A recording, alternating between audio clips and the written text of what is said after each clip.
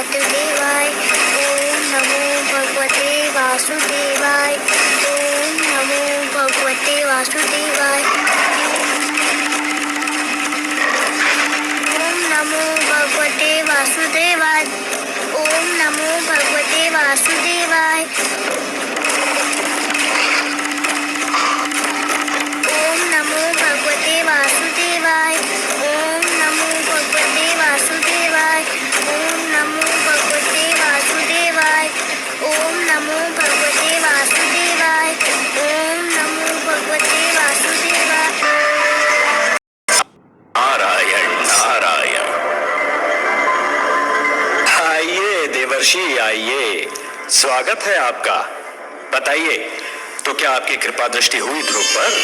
क्या आपका मार्गदर्शन मिला उसे? ध्रुव का मार्गदर्शन आपने भी किसके पास भेज दिया था मुझे? वो बालक है ना, न जाने किस मिट्टी का बना हुआ है। देखने में तो छोटा सा है, परंतु संकल्प इतना दृढ़ कि बड़े बड़ों की बुद्धि चकरा जाए। इतनी छोटी सी आयु में इतनी महान अभिलाषा, और अब इस बात पर अड़ा हुआ है कि भगवान को स्वयं ही उसके पास आना पड़ेगा, और इसके लिए कुछ भी सहने को तैयार है। प्रभु, उसका मार्गदर्शन करते करते तो मैं अपना मार्ग भूलते भूलते बचा। उसे मेरे मार्गदर्शन की आवश्यकता नहीं लगती प्रभु। आप ठीक कह रहे हैं देवर्षि, आप ठीक कह रहे हैं। पतंगा जब दीपक पर अपना सर्वस्व न्यौछावर करने की ठान लेता है तो केवल एक ही वस्तु उसका मार्गदर्शन कर सकती है, दीपक की लौ और उस पर मर मिटने की इच्छा। फिर यही उद्देश्य उसका पूर्ण जीवन बन जाता है। ध्रुव के मन में जिस संकल्प ने जन्म लिया है देवर्षि, उस संकल्प की पूर्ति के लिए उसका मार्गदर्शन भी वही संकल्प करेगा। उस संकल्प के अतिरिक्त और कोई उसका मार्गदर्शन कर ही नहीं सकता। एक बात पूछने को मन कर रहा है जनार्दन। तो संकोच क्यों कर रहे हैं देवर्षि? पूछिए ना। हे विश्वेश्वर, जब ध्रुव के संकल्प से ही उसका मार्गदर्शन होना था, तो फिर उसके मार्गदर्शन के लिए आपने मुझे क्यों भेजा? यदि चंद्रमा उदित ही न हो देवर्षि, तो अंधियारी रात्रि के यात्री को कौन बताए कि उसकी यात्रा किस दिशा में होनी है? आपने चंद्रमा बनकर ध्रुव की आकांक्षा को दिशा दे दी देवर्षि। यह कोई साधारण और सरल कार्य नहीं था।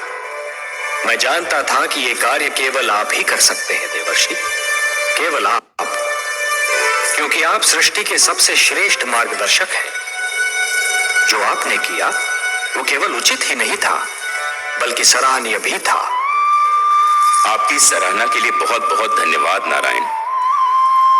किंतु माता लक्ष्मी कभी मुझे सराहे, लगता है ये मेरे भाग्य में नहीं लिखा है। मैं जानता हूं देवर्षि, आपने जो उससे माता लक्ष्मी यदि रुष्ट नहीं तो संतुष्ट भी नहीं है। यही कहना चाहते हैं ना आप? आपसे क्या छिपा है अंतर्यामी? हाँ, माता मुझसे अप्रसन्न है। वो विवश है देवर्षि, अपनी ममता के कारण विवश है वो। उनसे तो किसी की पीड़ा नहीं देखी जाती, और फिर ये पीड़ा तो उसकी है जिसे उन्होंने स्वयं अपना पुत्र मान लिया है। इसलिए आप पर थोड़ा सा क्रोधित हो गई थी, और फिर क्रोध का प्रदर्शन भी तो अपनों से ही किया जाता है ना देवर्षि। आपको अपना समझती है, आप पर कृपालु है, इसलिए कभी कभी आप पर अपने क्रोध के पुष्प भी बरसाती रहती हैं। आपको भी तो आनंद मिलता है इससे। आपने मेरे मन की बात कह दी प्रभु। सच पूछिए तो माता के मुख से यदि कटु वचन भी निकले तो उनसे मधु की बूंदें टपकती दिख पड़ती हैं। किंतु माता अभी देवलोक लौटी नहीं क्या? ममता चिंता का दूसरा नाम है। आपने तो ध्रुव को भेज दिया वन में, अब माता का मन तड़प उठा कि कहीं वन के पशु उसे कोई हानि न पहुंचा दे।